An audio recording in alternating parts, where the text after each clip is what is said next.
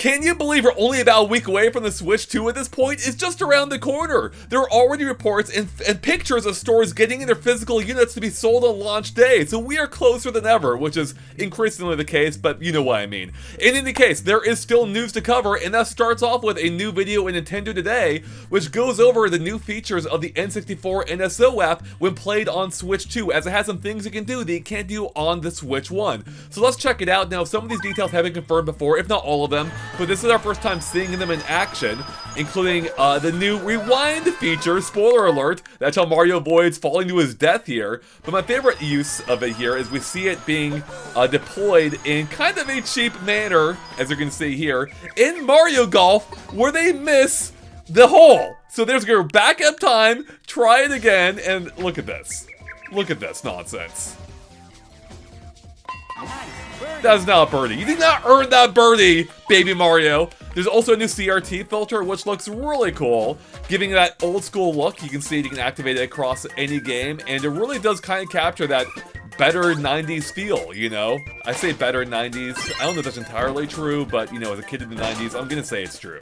I didn't mean to say it that way, but it worked out. Finally, you can change your controls in any game, per game, which is freaking awesome. So it shows you the controls, and you can customize the controls, which is a huge get, especially as you can do it for any controller, it seems. So that's awesome, because a lot of those N64 controls or games are awkward on any controller that isn't an N64 controller. Some might say even on the N64 controller. So it's freaking awesome that you can finally change those controls on a per game basis. I don't know why that's oh, actually, it's locked. That caught me. It is that one feature will also be available on Nintendo Switch. Thank God. I was about to say, why isn't that on Switch 1? But that one is. CRT filter and rewind are only on Switch 2, however. So yeah, some great upgrades across the board.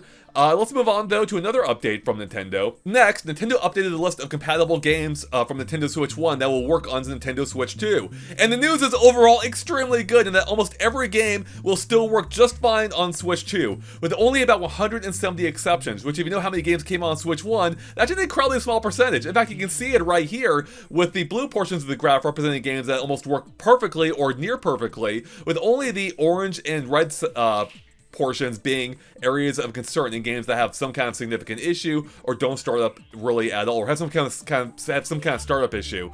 Nintendo provided full PDF lists of all those games for all those categories, but again, most games should work without issue. However, Nintendo has noted 6 games and apps, or really more apps than anything, that won't work at all on Switch 2.